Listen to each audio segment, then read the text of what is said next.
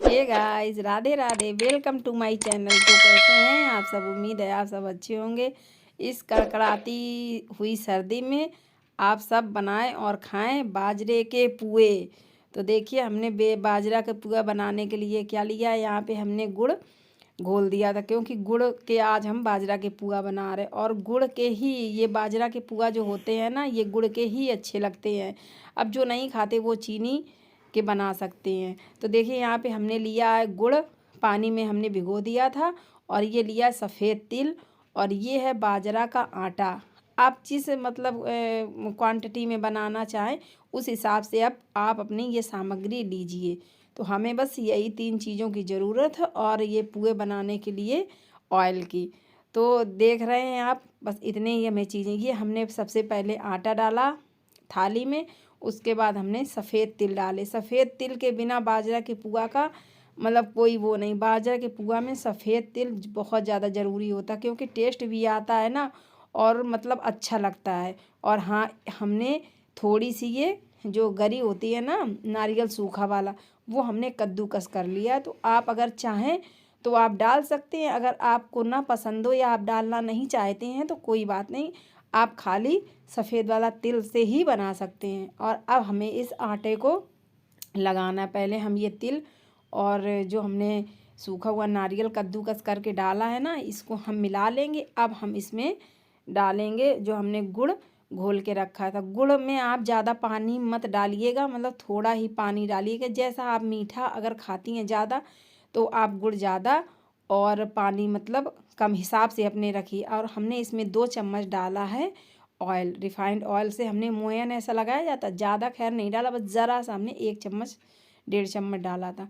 अब जो हमने गुड़ का हमारा आटा सीरा टाइप का बना रखा है ना, जो हमारा गुड़ का पानी, उससे हमें अब आटा लगाना है। और आटा ये भुरभुरा होता है ना, ये गेहूं के आटे में लस होती है और ये बाजरे का आटा भुरभुरा होता है। तो हमें इसमें थोड़ा पानी ज़्यादा ऐड करना पड़ेगा।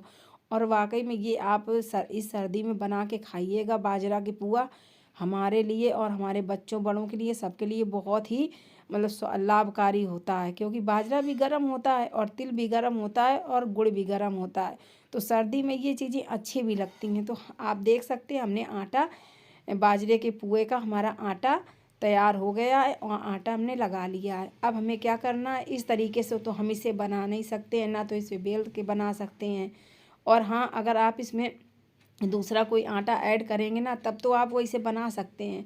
तो आप देखिए, हम देसी स्टाइल में बनाएंगे बाजरा के पुआ, क्योंकि वैसे ये चीज़ नहीं बन सकती है ना। तो थोड़ी देर आप इसको रेस्ट करने के लिए रख दीजिए सब चीज़ मिला के। अब हमें क्या करना, आप हथेली की जो हमारी हथेली में थोड़ा सा लगाना है पानी। जैसे हम पकौड़ी वगैरह वगैरह कढ़ाई में डालते हैं ना, तो थोड़ा पानी का लस की ज़रूरत होती है। उस हिसाब से हमें आप देख सकते हैं, ऐसे हमें ये मतलब आटा करना है, तभी इसमें लस आएगा, तभी हमारे अच्छे पुए बनेंगे, फटेंगे नहीं। इस तरीके से आप देख सकते हैं। इस तरीके से आपको ये बाजरा के पुआ तभी आपके कुरकुरे और अच्छे बनेंगे, जब आप इस तरीके से आटा को लगाने के बाद थोड़ा थोड़ा आटा लेके आपको इस तरीके से आटा पानी लगा लगा के आटा आपको तैयार करना पड़ेगा, तभी हमारा आटा फूल पाएगा और बहुत ही मुलायम और टेस्टी पुए हमारे तैयार होंगे। आप देख सकते हैं, आप इस तरीके से बनाइएगा और इसमें और कुछ आपको ऐड नहीं करना। आप इस तरीके से थोड़ा थोड़ा आटा तैयार करके हाथों में, हाँ, जब अगर आप पानी नहीं लगाएंगे ना हाथों में, तो आपका ये आटा, क्योंकि गुड़ पड़ा है ना आटे में, तो चपकेगा।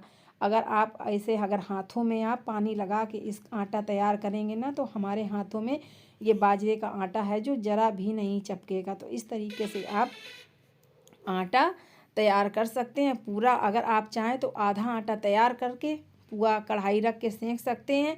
और अगर आप पूरा आटा तैयार करना चाहते हैं तो पूरा आटा तैयार करने के बाद पूरा सेंकना चालू करें। तो देख सकते हैं आपने, हमने कढ़ाई गैस जला दी है, गैस में रखा है कढ़ाई।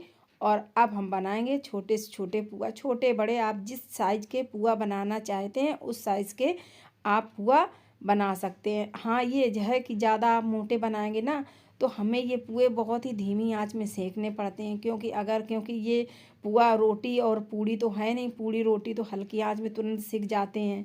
ज़रा सा गैस तेज़ कर दो ना, तो सिकाई हो जाती है। लेकिन ये हमें धीमी आंच में ही पकाने पड़ेंगे, क्योंकि ये पुआ बाजरा का मोटा होता है और हमें अंदर तक इसकी सिकाई करनी है। तो ये धीमी धीमी आंच में ही हम इनको पकाएंगे, तभी हमारे ये पुआ अच्छे से पक पाएंगे। आप देख सकते हैं। हाँ, आप गैस का फ्लेम थोड़ा धीमा ही रखिए, क्योंकि तेज़ आंच में ऊपर ऊपर जो पापड़ी होती है वो जल जाएगी और हमारे पुए अंदर तक अच्छे से नहीं सिक पाएंगे। इसलिए आप कोशिश करिएगा कि धीमी आंच में ही आप ये पुए पकाएं। और वाकई में इस सर्दी में आप ये पुए बाजरा के पुए बनाएं, वाकई में बहुत ही टेस्टी बनते हैं। और सबसे ज़्यादा तो ये सर्दी में हमें हमारे शरीर को बहुत ज़्यादा ये फ़ायदेमंद करते हैं। तो आप देख सकते हैं इस तरीके से हमारे पुआ एक हमने निकाल लिया और दूसरा कढ़ाई में डाल दिया है। आपको कढ़ाई ये काली काली दिख रही होगी, काली नहीं है, ये आयरन की कढ़ाई है और आयरन की कढ़ाई में पुआ बहुत ही अच्छे बनते हैं। तो ये हमारे गर्मा गर्म पुए तैयार हैं। तो आप भी इस सर्दी में बना के खाइएगा। और फर्स्ट टाइम मेरे चैनल पे आए हो तो प्लीज़ मेरे चैनल को सब्सक्राइब करिए, लाइक करिए और ज़्यादा से ज़्यादा शेयर करिए। और आप लोग इस सर्दी में ये बाजरा के पुआ बना के ज़रूर खाइएगा, क्योंकि सर्दी में ये चीज़ें अच्छी भी लगती हैं और हमारे शरीर में बहुत ही ज़्यादा गर्माहट देती हैं और फ़ायदा करती हैं। Bye bye, Radhe Radhe.